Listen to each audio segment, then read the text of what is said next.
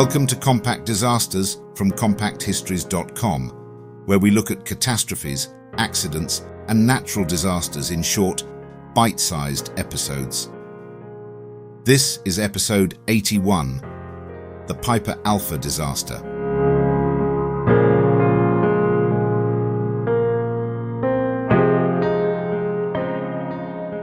Piper Alpha stood in the North Sea, around 120 miles northeast of Aberdeen, a vast steel structure rising above cold, violent water. It was not a place built for comfort, nor romance, nor anything as gentle as beauty. It was built for production.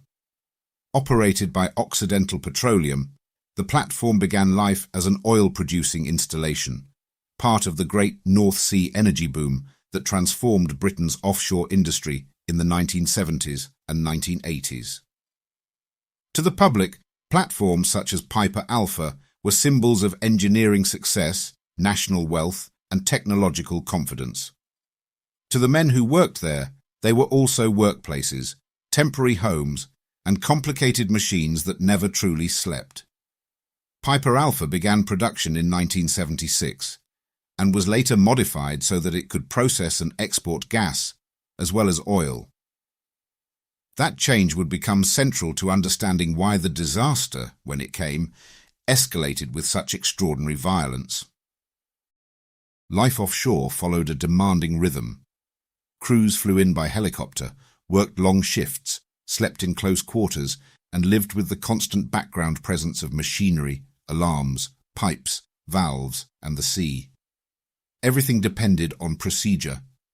A mistake in an office might cause a lost file, an angry customer, or an awkward meeting with someone from accounts. A mistake on an offshore production platform could release hydrocarbons under pressure, ignite a fire, or compromise the only safe routes out. Piper Alpha was not just a building with machinery inside it. It was a living industrial system, with oil, gas, condensate, power, water, communications, and human decision-making all interacting at once. As the platform was adapted over time, its original design was stretched, equipment was added, systems were changed, and the platform became more complex than the one first imagined on paper. Gas processing facilities were retrofitted into an installation that had originally been designed primarily for oil production, and those changes placed hazardous equipment close to vital areas, including the control room, electrical systems, and accommodation modules. In hindsight, this was not a minor detail. It meant that if a major explosion occurred in the wrong place, the effects could strike at the platform's ability to manage the emergency almost immediately. The system would not merely be damaged, it could be blinded, silenced, and cut off from organized response. Yet before the 6th of July 1988, Piper Alpha was not widely seen as a disaster waiting to happen. That is one of the uncomfortable truths of major industrial accidents. They often happen inside systems that have become used to danger because danger has become routine. Small compromises become normal. Workarounds become habits. Design weaknesses become accepted facts of life because yesterday was survived, and the day before that was survived too. Piper Alpha was productive, important, and familiar to those who depended on it. The trouble was that familiarity can be a poor substitute for safety, especially when the risks are hidden inside paperwork, shift handovers, and assumptions no one has recently challenged. The North Sea oil industry grew with remarkable speed. It promised jobs, energy security, investment, and a new industrial frontier just beyond the coast of Scotland. By the 1980s, offshore platforms had become part of the economic landscape, even if most people rarely thought about what life on them actually involved. Production mattered enormously. Every interruption had financial consequences, and every platform was part of a wider network of fields, pipelines, terminals, and linked installations. Piper Alpha was not isolated in any meaningful sense. It sat within a web of oil and gas infrastructure and that interconnection would later turn a platform emergency into a catastrophe fed by neighbouring systems. The risks were not always dramatic in appearance. Much of the danger lay in routine work. Pumps needed servicing, valves needed inspection, permits had to be issued, equipment had to be isolated, and one shift had to know exactly what the previous shift had done. In an environment filled with flammable hydrocarbons, routine maintenance was not routine in the ordinary sense. It was a controlled intervention into a hazardous system. The controls were supposed to be paperwork, communication, isolation procedures, and discipline. They were supposed to ensure that no one restarted equipment that was unsafe, no one opened a system that was live, and no one assumed that a missing piece of information was unimportant. On Piper Alpha, the permit to work system was one of those vital controls. In theory, it should have made clear which pieces of equipment were safe to operate and which were not. In practice, the system relied heavily on informal communication, and crucial information could be separated across different permits, different locations, and different people. That kind of weakness is dangerous precisely because it does not always look dangerous at the time. A form in the wrong place, a note not properly discussed, or a handover that assumes too much can seem small until it becomes the missing link in a fatal chain. The later analysis of Piper Alpha identified inadequate control of work, poor communication, weak shift handover, and inadequate management of change as root causes behind the disaster. There were also broader assumptions about emergency response. Offshore platforms had evacuation plans, but plans are only as strong as the conditions they are designed to survive. Piper Alpha relied heavily on the idea that helicopters would be available for evacuation, but that assumed the helideck would remain usable. It assumed that smoke, flame, structural damage, and loss of communication would not rapidly make organized evacuation impossible. It also assumed that the platform itself could remain sufficiently functional long enough for people to gather, receive instructions, and leave in an orderly way. Those assumptions would prove tragically optimistic. This is where the story of Piper Alpha becomes more than the story of one failed valve or one mistaken pump start. It becomes the story of a system that had accumulated vulnerability over time. The platform had been modified. Its processes had grown more complex. Its fire protection arrangements, permit systems, evacuation assumptions, and inter-platform dependencies all carried weaknesses. None of those weaknesses alone guaranteed disaster. Together, on the wrong evening, under the wrong sequence of events, they created the conditions in which a single maintenance problem could open the door to one of the worst offshore disasters in history. On the 6th of July 1988, the day began with maintenance work. One of Piper Alpha's condensate pumps, known as Pump A, was out of service. A pressure safety valve connected with that pump had been removed for maintenance, and the open pipework had been temporarily sealed with a blind flange. This mattered enormously because the pump was not safe to restart while that valve was missing. The problem was not simply that maintenance was happening. Maintenance happens constantly in industrial settings. The problem was that the information about the pump, the missing valve, and the temporary state of the equipment was not held together clearly enough for the people who later needed it. The most probable technical trigger was a loss of containment after a pump undergoing maintenance was started in error, causing condensate to escape from a temporary blind flange assembly. During the evening, the operating pump, Pump B, tripped. The crew needed to restore condensate handling, and attention turned to Pump A. Operators knew Pump A had been out of commission for maintenance, but they did not appear to know that the pressure safety valve had been removed under a separate permit. That distinction was fatal. If the pump had merely been awaiting ordinary maintenance, restarting it might have seemed reasonable in an urgent operational situation. If everyone had known the valve was missing and the system was only temporarily sealed, Restarting it would have been obviously dangerous. The disaster lived in the gap between those two understandings. At about 21:45, Pump B tripped, and soon afterwards, alarms began to sound. Gas alarms activated, compressors tripped, and the flare became larger than usual. Around 2200, the first explosion ripped through Piper Alpha. It was not a neat cinematic blast followed by instant clarity. It was confusion, impact, noise, shock, smoke, and a sudden transformation of a working platform into a burning emergency. Men were thrown from chairs and beds, control systems were damaged, communications began to fail. The platform's ability to understand and respond to its own crisis was attacked almost from the first moment. The escaping condensate had ignited, and the first explosion quickly led to further damage. Fire spread, pipework ruptured. Oil and gas that had once been controlled inside steel systems now fed an inferno outside them. The exact sequence involved multiple failures and escalating fires, but the essential point is chillingly simple. A platform designed to contain energy had begun releasing it uncontrollably.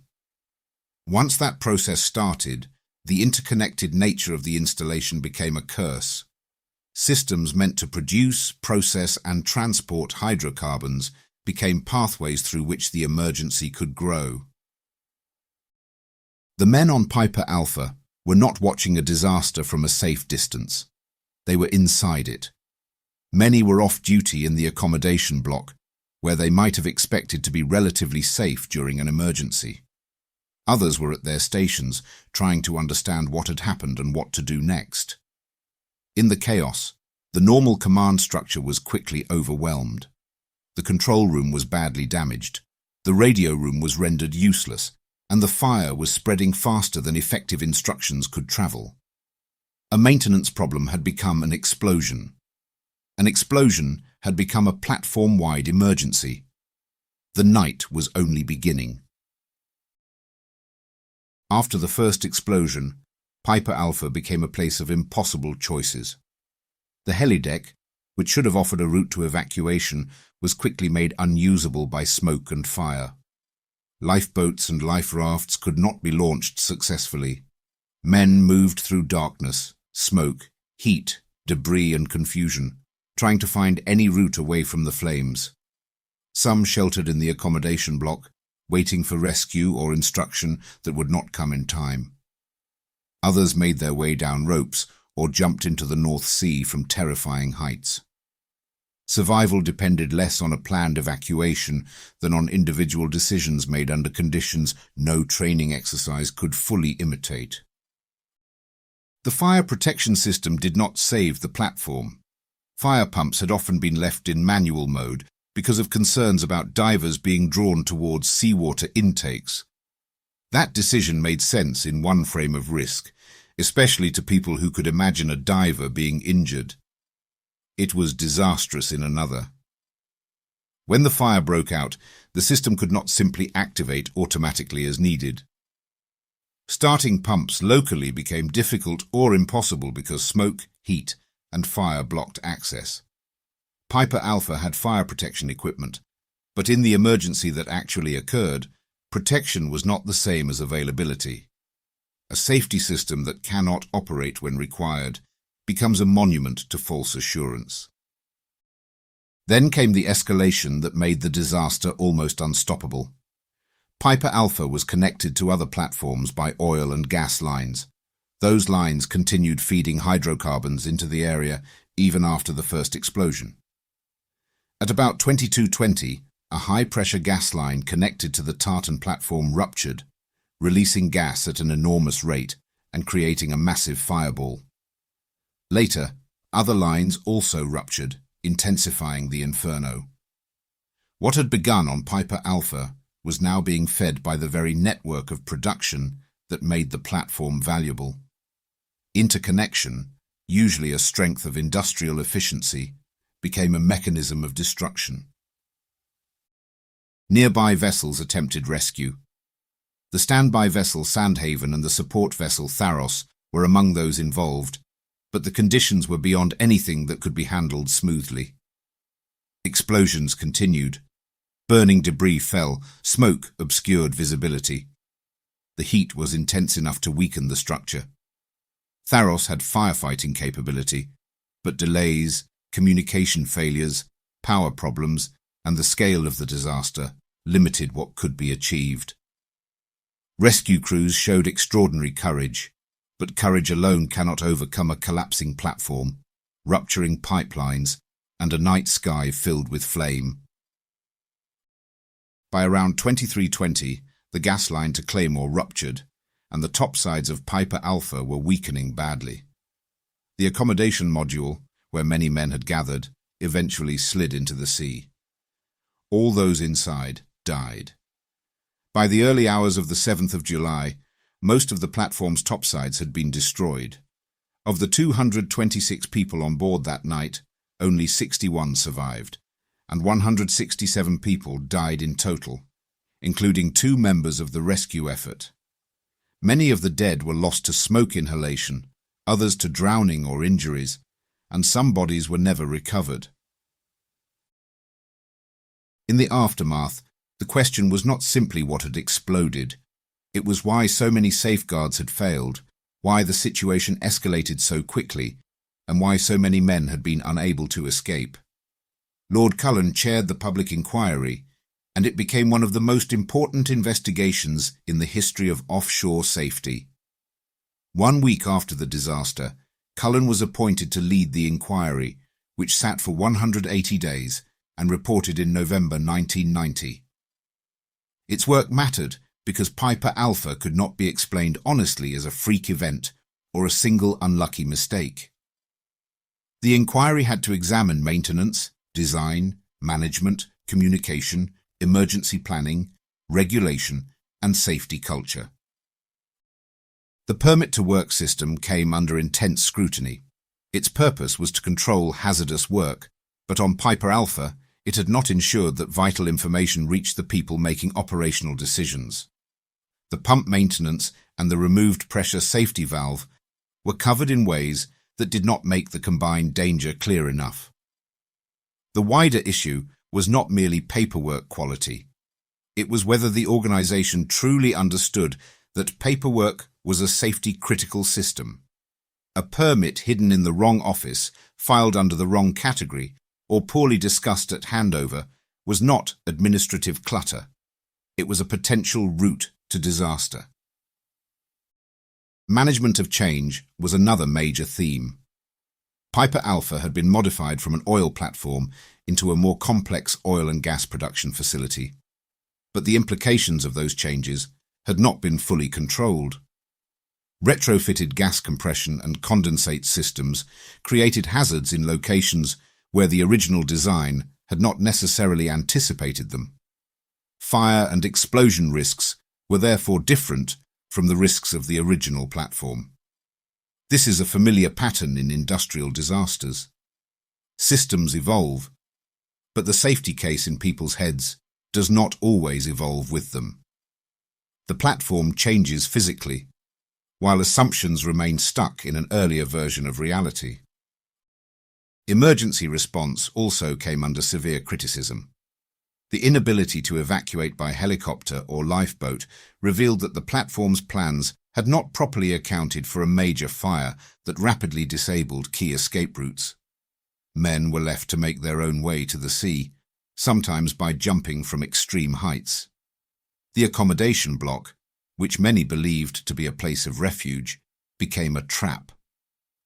The inquiry and later safety analysis highlighted the need for better temporary refuges, better evacuation planning, and emergency systems designed around credible major accident scenarios rather than optimistic assumptions. Perhaps the deepest failure was cultural.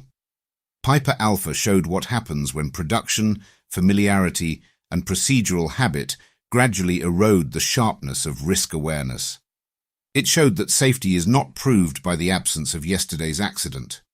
It must be actively maintained, challenged, tested, and redesigned as operations change.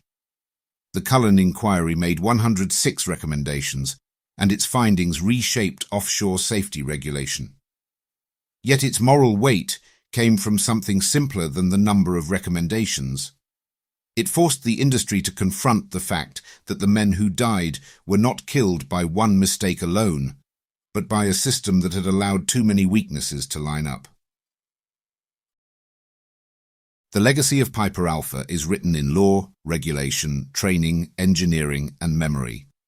After the disaster, offshore safety in the UK moved away from a heavily prescriptive model and towards a goal-setting regime. Instead of relying mainly on fixed rules that attempted to specify every requirement, operators were required to demonstrate that they understood their major accident hazards and had effective systems to manage them. This became central to the safety case approach, where responsibility sits clearly with the operator to identify risks, justify controls, and prove that the installation can be operated safely. The change mattered because Piper Alpha had shown that compliance with rules is not enough if the rules do not capture the reality of the danger. The disaster also changed how the industry thought about process safety. Personal safety remains important, of course, but Piper Alpha demonstrated that preventing slips, trips, minor injuries, and individual accidents is not the same as preventing catastrophic loss of containment. A platform can have hard hats, training posters, and tidy walkways while still carrying deep vulnerabilities in isolation procedures, fire protection, emergency shutdown systems, and management of change. Piper Alpha taught that major hazard industries must ask bigger questions. What could release energy uncontrollably? What barriers prevent that release? What happens if those barriers fail? How quickly can escalation occur, and can people still escape? Permit-to-work systems were strengthened across the offshore sector. Isolation standards became more rigorous. Shift handover, communication between disciplines, and control of simultaneous operations received far more attention. Emergency response planning also changed, with greater emphasis on temporary refuge, survivability, evacuation routes, drills, and the realistic testing of assumptions. Fire and gas detection, passive fire protection, deluge systems, emergency shutdown arrangements, and pipeline isolation all became part of a harder conversation about what must function during the worst moments, not merely during normal operations. Lessons from Piper Alpha continue to be cited across hazardous industries because the underlying issues are not unique to oil and gas. For the families of the dead, however, legacy is not an abstract regulatory improvement. It is absence. It is the empty chair, the missing father, husband, son, brother, friend, or colleague. Industrial disasters are sometimes discussed in the language of systems and failures, and that language is necessary. But it can also become cold. Piper Alpha was not just a case study. It was a human catastrophe that tore through homes and communities, especially in Scotland and in the offshore workforce.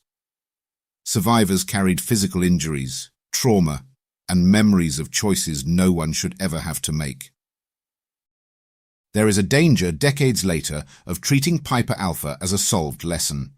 That would be the wrong lesson entirely. The point is not that offshore safety changed once, and therefore the matter is closed. The point is that complex systems constantly drift, unless people keep pulling them back towards discipline, clarity, and humility. Procedures decay. Organizations forget. Production pressure returns wearing a new jacket and pretending it is efficiency. Piper Alpha still matters because it reminds every high-risk industry that disaster is rarely born fully grown. It is assembled gradually from small failures, tolerated compromises, weak signals, and assumptions left untested. On the night of the 6th of July 1988, Piper Alpha became the deadliest offshore oil disaster in history. Its destruction exposed failures in design, communication, maintenance control, emergency planning, and safety culture. The reforms that followed were profound, but they came at a terrible price. The lasting responsibility is not simply to remember that 167 people died. It is to remember why they died, and to keep asking whether today's systems are truly safer or merely more confident.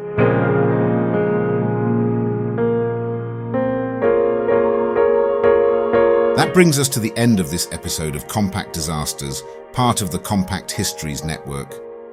If you enjoyed it, please follow or subscribe wherever you're listening so you don't miss any future episodes. And consider leaving a rating or review, as it really helps new listeners find the show. You can find more episodes at compactdisasters.com, where you can also explore our other podcasts covering biographies, history, true crime, warfare, and mysteries. You can also follow us on Facebook, Instagram, and Pinterest. Finally, please consider supporting the show directly by buying us a coffee. Head on over to compacthistories.com/disasterscoffee to see how. Thanks for listening, and I'll see you next time.